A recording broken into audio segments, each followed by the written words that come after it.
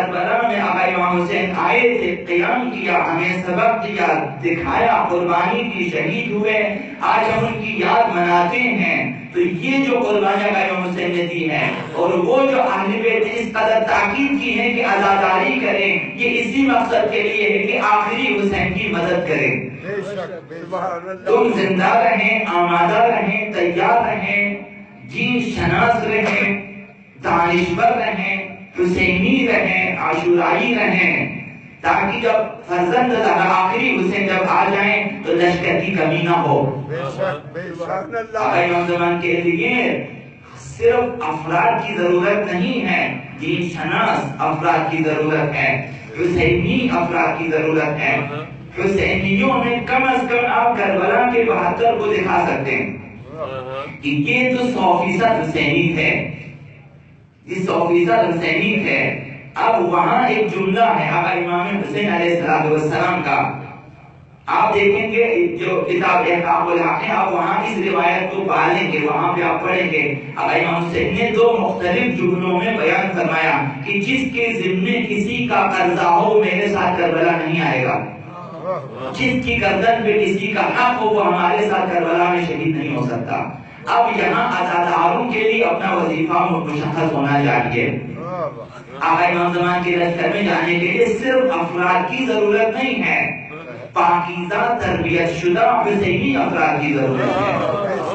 اگر آج ہم دوسروں کے حقوق ماریں گے، آقا امام زمان کے لشکر میں کسی بھی صورت داخل نہیں ہو سکتے۔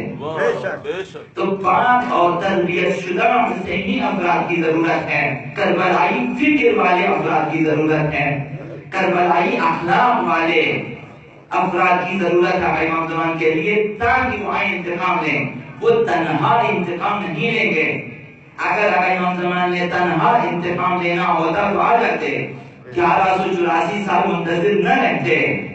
تو وہ انتظار میں ہیں کہ ہم تیار ہو جائیں ساتھ دینے کے لیے، ہم ساتھ دینے کے لیے تیار ہو جائیں، بے چون و چرا ان کی اطاعت کرنے والے آج مشق کریں، تمرین کریں گے۔ آپ کو معلوم ہے کہ آقا باقر علیہ السلام نے زائرین سے کیا فرمایا ہے؟ آقا امام باقر علیہ السلام نے فرمایا ہے کہ یہ جو حج پہ لوگوں کے لیے حج پہ لوگوں کو بلایا ہے، ان پتھروں کے گرد آئیں، طواف کریں تاکہ ہمارے پاس آ جائیں۔ حج پہ جائیں، طواف کریں، صفا و مروہ کا طواف کریں، خانہ خدا کا طواف کریں اور پھر ہمارے پاس آ جائیں۔ ان کے پاس آ کر 2 چیزوں کا اعلان کرنے کی حدیث آقا باقر میں بیان ہے کہ زائرین اور حاجی آئیں مکہ مدینہ اور جا کر اہل بیت کے پاس حاضری دیں۔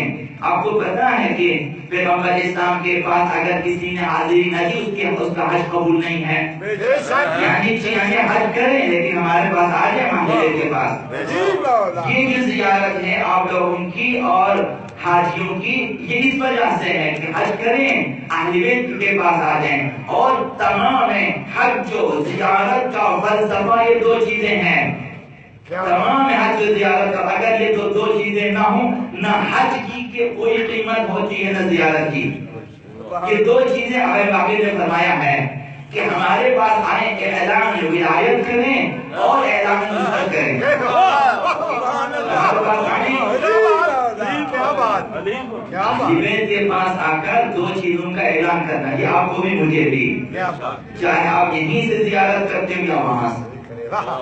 اعلان ولایت کہ ہم آپ کے معتقد ہیں، ہم آپ کے مأمون ہیں، ہم آپ کے موالی ہیں، ہم آپ کے محب ہیں، ہم آپ کے شیعہ ہیں، ہم آپ کو ولی مانتے ہیں، امام مانتے ہیں، ہم معصوم مانتے ہیں، آپ کے اطاعت کو واجب سمجھتے ہیں۔ یہ اعلان ولایت۔ اور پھر اعلان نصرت کہ میرے لیے کیا حکم ہے، ہم آپ کی نصرت کے لیے آمادہ ہیں۔ یہ فلسفہ یہ زیارت ہے اور یہ فلسفہ حج۔ روایات میں آپ پڑھیں کامل زیارت کی روایتوں میں ہم یہ چیزیں مطالعہ فرما سکتے ہیں۔ تو یہ فلسفہ یہ زیارت حج ہے کہ ہمارے پاس آ جائیں۔ اسی طرح فلسفہ عزاداری یہ ہے کہ عزاداری کریں اور اہل بیت کے پاس آ جائیں، اعلان ولایت کریں اور اعلان نصرت۔ تو آج آقا امام زمان کے لیے انہیں ایسے افراد کی ضرورت ہے کہ جو خود کو آمادہ کریں، تیار جس طرح زائرین آمادہ ہوتے ہیں، تیار ہوتے ہیں، گھروں سے لے آتے ہیں۔ کربلا میں یہ دو کام کرنا ہوتا ہے۔ آقا امام حسین کے پاس آئیں کہ ہم آپ کے جو ہے ولایت کے ماننے والے ہیں، ہم آپ کی ولایت کو تسلیم کرتے ہیں، کسی کی سرپرستی، کسی کی ولایت، کسی کی دوستی کو ہم قبول نہیں کرتے۔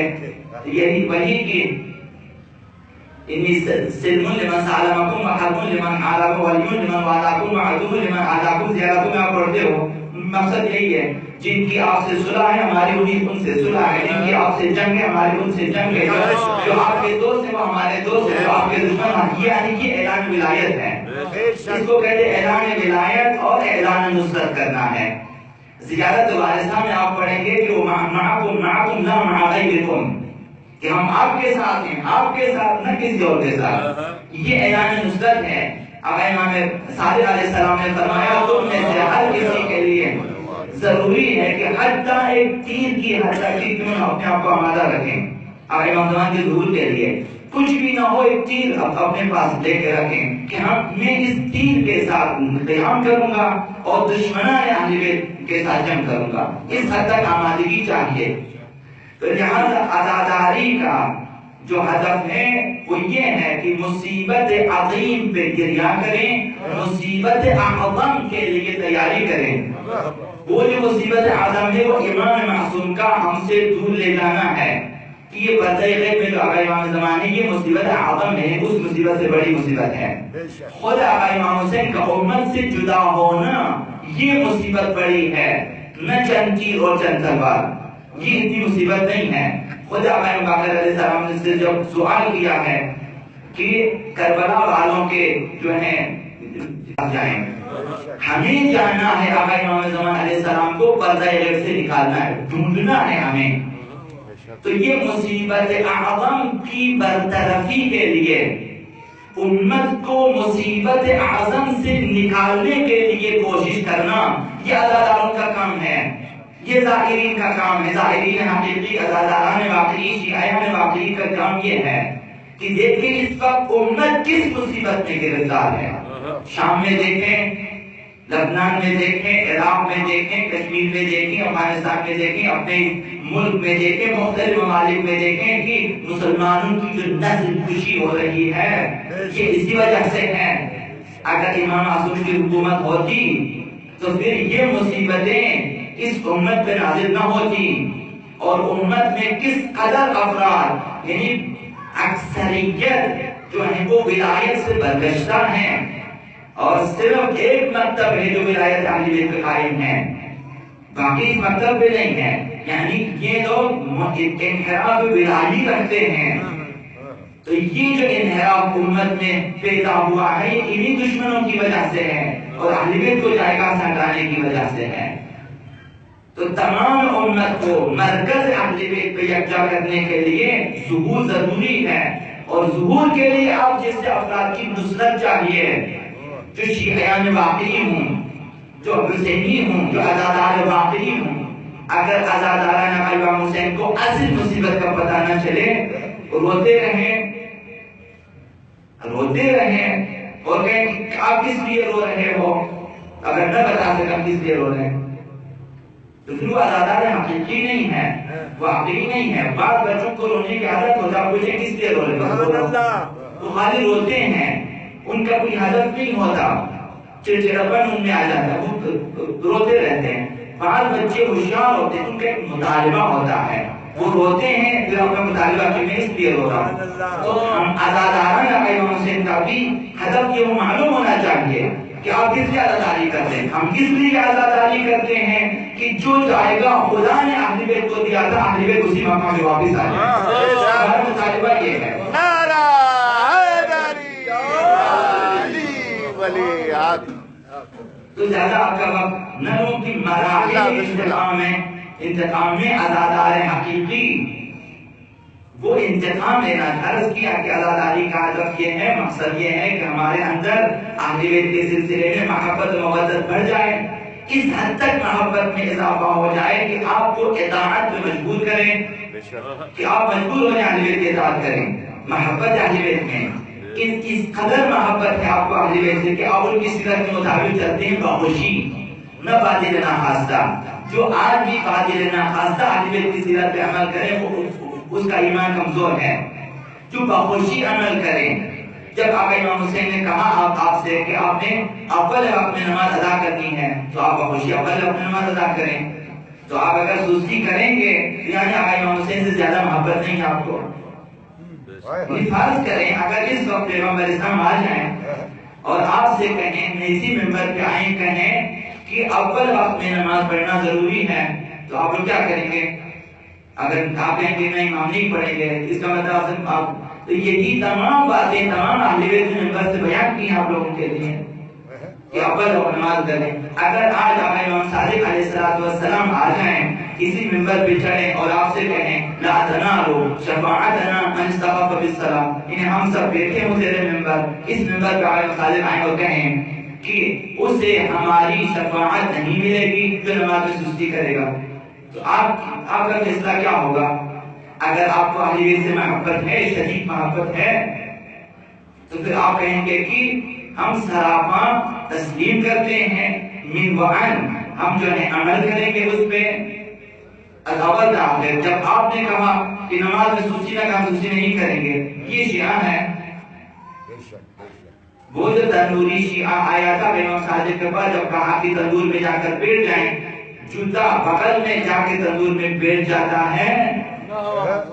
جب دوسرا ساتھی جو غالباً خراسان یہاں سے آیا تھا، باتیں ہو رہی ہیں کہ تندور چل رہا ہے اور یہ شخص بیٹھا ہے اور آپ ابھی باتوں میں لگے ہیں، جا کر دیکھیں۔ جب جا کر دیکھا وہ تندور میں چلتے تندور میں آرام سے بیٹھے ہوئے ہیں۔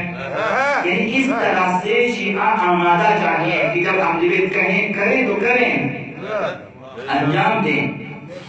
اس قدر آمادہ ہونا چاہیے، کہیں کہ یہ کام کرنا ہے تو کریں۔ آج تمام مشکلات ہماری یہ ہیں کہ ہم گزشتہ شہید حسین کو روتے ہیں اور زندہ حسین کو نہیں روتے۔ زندہ حسین جن مصیبتوں میں گرفتار ہیں ہمیں ان کی فکر نہیں ہے، چونکہ اس حسین کو کس لیے روتے ہیں وجہ بھی یہ ہے، مجھے پتا ہے۔ وجہ یہ ہے کہ چونکہ وہ حسین شہید ہو چکے، اب آپ سے کوئی مطالبہ نہیں کرتا، اب آپ کو جنگ کے لیے نہیں بلاتا، وہ ہم سب شہید ہو گئے، جنگ ختم ہو گئی۔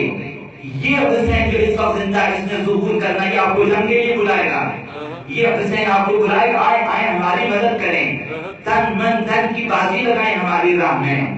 انہیں اب ایسے شیعوں کی ضرورت ہے جو ان کی نصرت کر سکیں، اس لیے اس امام کو فراموش کر دیتے ہیں۔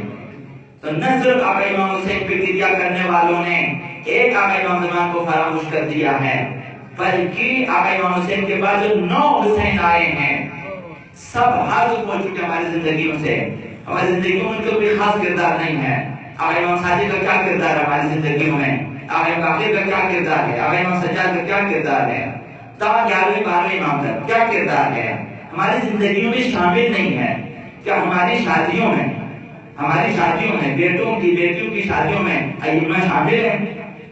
کیا ہماری شادیاں اس قسم کی ہیں کہ ائمہ آ سکیں اور کہیں کہ بالکل ٹھیک شادی انجام دی ہے ہماری رضایت کے مطابق؟ یعنی وہ زندگیوں میں شامل نہیں۔ ہماری تجارت، لین دین، ہماری رہن، ہمارا اخلاق اہل بیت کی سیرت کے مطابق نہیں، یعنی حسین نکل گئے، صرف رہ گیا گریہ ہمارے پاس، تو ہم اس ہدف کو حاصل نہیں کر سکیں گے۔ تو عمل چاہیے۔ آج اگر آقا امام صادق ممبر سے کہیں کہ ہماری شفاعت اسے نہیں ملے گی تو نماز میں سستی کرے گا۔ سستی کا بھی اس دن میں نے تفصیل سے عرض کیا۔ سستی یعنی یہ کہ آپ دیر سے پڑھیں، یہ سستی ہے۔ سستی یعنی یہ کہ آپ پہلے اذان ہونے کے بعد اگر آپ رکے رہیں یعنی آپ نے سستی کی ہے، کہ اذان ختم ہو جائے اور آپ نہ اٹھیں۔ اذان سے نماز کی تیاری یہ ہے۔ آقا امیر المؤمنین علی بن ابی طالب علیہ السلام نے ارشاد فرمایا ہے کہ جو شخص اذان سے پہلے وقت نماز سے پہلے نماز کی تیاری نہ کرے اس نے نماز کا استغفار کیا۔ جو نماز کے وقت سے پہلے تیاری نہ کرے اس نے نماز کو ہلکا سمجھا ہے، استغفار کیا ہے، سبق سمجھا ہے نماز کو۔ اس نے نماز کو اہمیت نہیں دی. تو آقا امام صادق نے فرمایا کہ نماز کو اگر سبک سمجھے، بے بدعت سمجھے، اسے بے ارزش سمجھے، اہمیت نہ دے، اس سے ہماری شفاعت نہیں ملے گی. نماز نہ پڑھنے والے تو دور ہیں، جو نماز سستی کریں، دیر سے پڑھیں گے، پہلے کھانا کھائیں گے پھر پڑھیں گے، پہلے سوئیں گے پھر پڑھیں گے، پہلے دعوت جائیں گے پھر پڑھیں گے. مثلا یہ چیزیں اذان کے فوراً بعد آپ کی تمام تر توجہ نماز کی طرف ہونی چاہیے کہ اذان کے ساتھ آپ مسجد میں حاضر ہو جائیں. چاہے یہاں اپنے ملک میں آپ امام بارگاہوں مساجد میں آپ جائیں، کربلا، عراق، شام وغیرہ جہاں بھی جائیں، اول وقت میں نماز مہم ترین چیز ہے اہل بیت کے لیے. اگر آپ چاہتے ہیں اگر امام زمان کے پاس جائیں، آپ کو حکم ہے کہ 40 دن فجر کے وقت، نماز فجر کے بعد دعائے حد پڑھیں. اگر آپ کی صبح کی نماز قضا ہو جاتی ہے تو کہاں آپ دعائے حد پڑھیں گے؟ دعائے کا مقام ہوا ہے، وہاں پہ نماز ہونی چاہیے. تو یہ ہے کہ اگر چاہتے ہیں کہ ہمارے امام زمان کی سپاہیوں میں شامل ہو جائیں تو یہ کہ نماز کو اہمیت یہ اولین چیز ہے. تو مراتب عزاداری میں جو آپ کے خدمت پیاس کرنا ہے، اولین چیز دشمنوں سے لعن اور براءت ہے. یہ پہلا مرحلہ انتقام ہے. محبت مودت اہل بیت آنے کے بعد، اطاعت اہل بیت کے بعد پہلا مرحلہ انتقام کا دشمنوں سے انتقام لینا چاہتے، ان سے پہلا مرحلہ کی نفرت کرے. کسی دشمن اہل بیت سے، دشمن خدا سے دوستی نہیں ہونی چاہیے. نہ دیکھیں دشمن بھی ہم انہیں سمجھتے ہیں جو کربلا میں مارے گئے ہیں یا بعد میں مارے گئے ہیں. صرف وہ نہیں، آج دیکھیں آج ہمیں امام زمان کے دشمن کون ہیں، آج اسلامی ممالک کے اوپر کون ہیں جو حملہ آور ہیں، آج کون ہے جو دہشت گردوں کی کچھ بنانی کے سب دشمنان اہل بیت ہیں. ان سے نفرت ہونی چاہیے. اور پھر دوسری چیز براءت عملی ہے. اولا نفرت زبانی قلبی ہے کہ دل میں ان سے نفرت رکھیں، کسی قسم کی دوستی محبت نہیں ہونی چاہیے. دوسری عملی ہے کہ دشمنوں کے اخلاق کو نہ اپنائیں، دشمنوں کی تہذیب کو نہ اپنائیں. یہ جو شاعر نے کہا، شاید حضرت اقبال نے بار آپ کی خدمت میں عرض کیا کہ وضع میں تم ہو نصارا تو تمدن میں ہنود، یہ مسلمان ہے جنہیں دیکھ کے شرمائے یہود. ایسا نہ ہو. یہ جو وضاحت ہم دشمنوں سے لے لیں، رہن سہن ان کی طرف سے، شادی بیاہ کے رسومات ان سے لے لیں اور لین دین ان سے لے لیں، اصول ان سے لے لیں، ہماری عدالت گاہیں ان کے قوانین، یہ سب دشمنوں کے جو ہے تہذیب و تمدن کو نہ آنے دیں. آپ کے پاس اسلامی سرشار غنی تمدن موجود ہیں، تہذیب موجود ہیں، آداب موجود ہیں. آپ کو پتہ ہے دشمنوں نے بھی جب قوانین لکھنا شروع کیا تو آپ کی فقہ کو دیکھ کر لکھا ہے کہ اس میں اس قدر جو ہے باریک بینی سے کام ہوا ہے کہ وہ غیر مسلمان بھی اگر فقہ لینا چاہتے ہیں، قوانین بنانا چاہتے ہیں لوگوں کے لیے، تو آپ کی فقہ کو پڑھتے ہیں کہ دیکھیں اس میں باریک بینی سے سب کے حقوق مشخص ہوئے ہیں. تو آپ کے پاس ایک غنی اور بے نیاز شریعت موجود ہے، قوانین موجود ہیں، تہذیب اور آداب موجود ہیں. حتیٰ آپ کے پاس جو ہے وہ علاج معالجے کے اہل بیت کی کتابیں موجود ہیں، احادیث موجود ہیں. تو آج اس پہ کام ہو رہا ہے کہ طب اہل بیت کے مطابق کام کریں. ہمارے پاس بالکل آج فقہا موجود ہیں جنہوں نے طب اہل بیت میں انہوں نے اجتہاد کیا. طب اہل بیت میں یعنی صحت کے حوالے سے بھی ہم بے نیاز ہیں. اگر اس کے اہل بیت کی انہی احادیث پہ اگر کام کیا جائے تو ہم جو ہے علاج معالجے کے سارے کا انجام دے سکتے ہیں، دوائیاں بنا سکتے ہیں، دوسروں کو دے سکتے ہیں. اس حد تک بے نیاز ہے. تو عملی یہ ہے کہ اولین مرحلے میں نفرت اور دوسرے مرحلے میں نفرت براءت عملی، یہ کہ دشمنوں کے تہذیب تمدن کو نہ آنے دیں. آپ کے گھر میں اگر زیادہ طولانی ہو جائے گی، آپ کے گھر میں ٹی وی ہے اور اس ٹی وی پہ ایک ہندو اسکالر 1 گھنٹہ تقریر کرتا ہے، تو آپ نے سوچا کہ کیوں تقریر کر رہا ہے میرے گھر میں؟ میرا گھر مکتب تشیع کا گھر ہے، میرے بچے شیعہ ہیں، سب اہل بیت کے ماننے والے ہیں، مسلمان ہیں، یہ آدھا گھنٹہ لیکچر ہمیں کیوں دے رہا ہے؟ جب آپ نے چھوڑ دیا کہ بندے تقریر کرتے رہیں تو اس کا مطلب آپ کو کوئی فکر نہیں ہے. اگر ان کے ڈرامے چلتے ہیں تو آہستہ آہستہ بچے سیکھ لیتے ہیں. یہ کہ ان کی تہذیب آ جائے گی، ہندو تہذیب. تو یہ چیزیں روکنا یہ براعت عملی ہے، یہ انتقام ہے۔ دشمن تو یہی چاہتے ہیں کہ ان کی تہذیب آ جائے ہمارے پاس، ہماری زبان ان کی ہو اور رہن سہن ان کی طرح، طور طریقہ ان کا، یہ دشمن یہی چاہتے ہیں۔ ہمارے زبان کو لے لیتے ہیں، آپ کی زبان عربی تھی لے لیا، فارسی تھی لے لیا، اس کی جگہ انگریزی ڈال دیا۔ آپ کی زبان پہ انگریزی ہے۔ آپ اگر ہیلو کے فون اٹھا کے دیکھیں، اگر فون اٹھا بولے ہیلو نہیں کیا، کیا کہیں گے آپ؟ سلام کرنا تو ہمیں آتا نہیں ہے۔ اسلام نے کہا فون اٹھا کے سلام کریں، آپ کہہ رہے ہیں ہیلو۔ یعنی یہ جو دشمنوں نے اپنی جو ہے تہذیب بٹھا دی آپ کی زبان پر، اس کے بغیر چارہ نہیں ہے۔ چاہے ان پڑھ بھی ہو اس نے ہیلو کہنا ہے، جو ان پڑھ اس تعلیم کی ضرورت نہیں ہے، تو انہوں نے بٹھا دیا ہماری زبانوں پہ، ہمارے ذہنوں پہ۔ آپ فون اٹھائیں گے ہیلو کہیں گے، سلام نہیں کریں گے، ورنہ اگر آپ سلام کریں جو بھی ہو فرق نہیں پڑتا۔ تو اسی طرح سے بہت زبانوں پہ انہوں نے قبضہ کیا۔ زبان پہلا دروازہ ہے تہذیب و تمدن کے لیے، تو براعت عملی ہے۔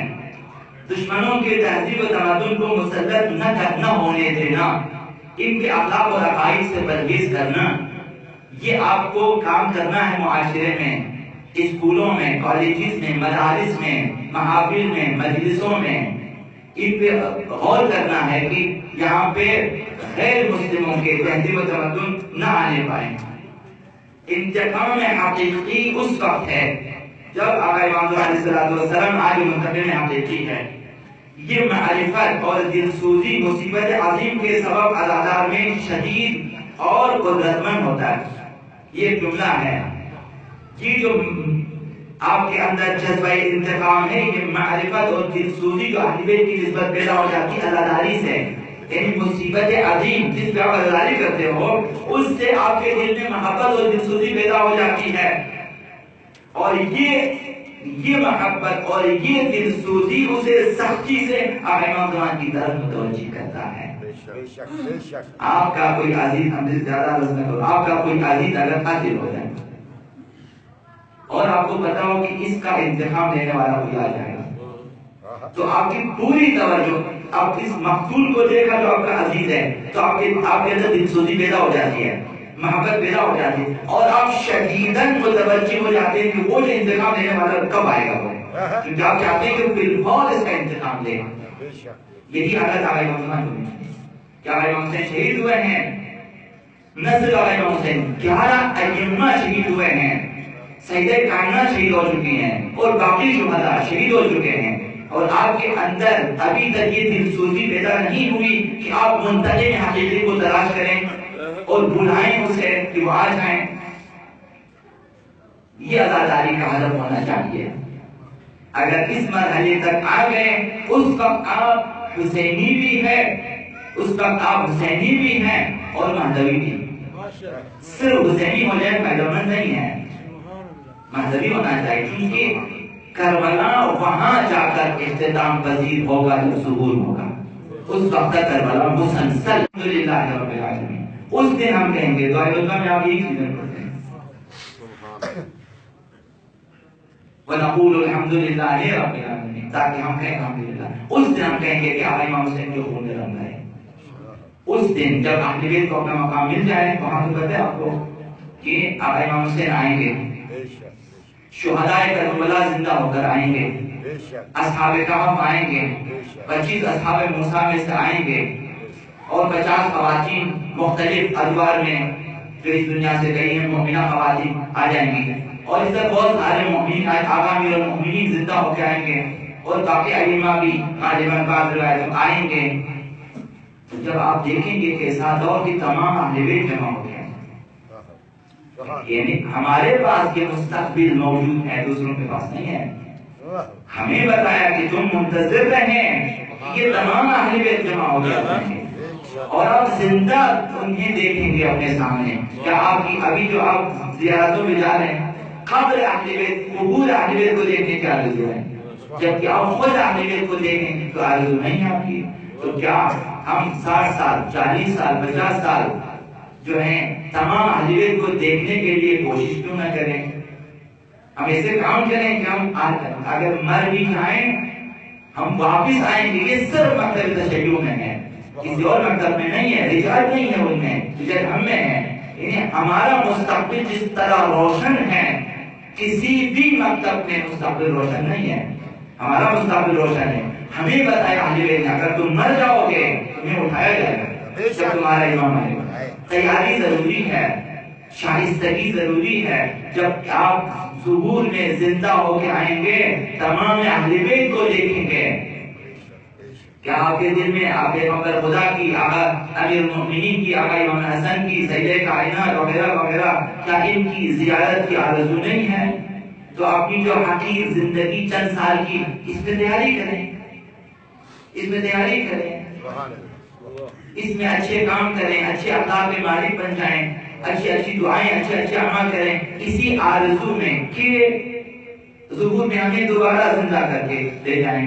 دعائیں آپ اسی لیے پڑھتے ہیں. فأخرجني من قبري معتذرا كفني شاعرا سيفي مجردا قناتي ملبيا دعوة الداعي في الحاضر والبادي. کہ خدایا اگر میرے اور آقا امام زمان کے درمیان موت حائل ہو جائے تو مجھے اپنی قبر سے اٹھانا, اس حال میں کہ کفن پہنا ہوا ہوں. معتذرا کفنی شاعرا سیفی, ہاتھ میں تلوار بھی ہو, مجردا قناتی, ہاتھ میں نیزہ بھی ہو میرا, اور میں لبے کہتا ہوا اٹھوں قبر سے اور آقا امام زمان کی طرف جاؤں. ملبيا دعوة الداعي في الحاضر والبادي. اللهم علم طلعت الرشیدہ, مجھے پھر آقا امام زمان کی زیارت کرا دے, کا دیدار کرا دے. یہ آرزو ہے تو آج تیاری کریں. اسی دنیا میں تیاری چاہیے. اگر شائستگی پیدا کی, اگر توبہ کی, گناہوں کو چھوڑ دیا کر آپ زندہ ہو کے آئیں گے, تمام اہل بیت کی زیارت کریں. اس وقت آپ کہیں گے الحمدللہ رب العالمین, تمام اہل بیت آ گئے, ان کی حکومت بھی قائم ہو گئی, خود آقا امام زمان کی حکومت قائم ہوگی, اور اس کے بعد آقا امام حسین کی حکومت قائم ہوگی. اب نہیں دیکھنا چاہتے آقا امام حسین کی حکومت, آقا امام زمان کے بعد آقا امام حسین حکومت کریں گے اس پوری سرزمین پہ. تو آپ لوگ چاہیں گے, ہم سب کی آرزو ہے, تو دیکھیں عزاداری کا تو ادھر جانا ہے ہمیں, تو اس کے لیے تیاری چاہیے. تمام قربانی اہل بیت کی اسی مقصد کے لیے ہے. آقا امام سجاد نگر کی دیوزاری کی اسی مقصد کے لیے کی, ان کی عزاداری اسی مقصد کے لیے ہے.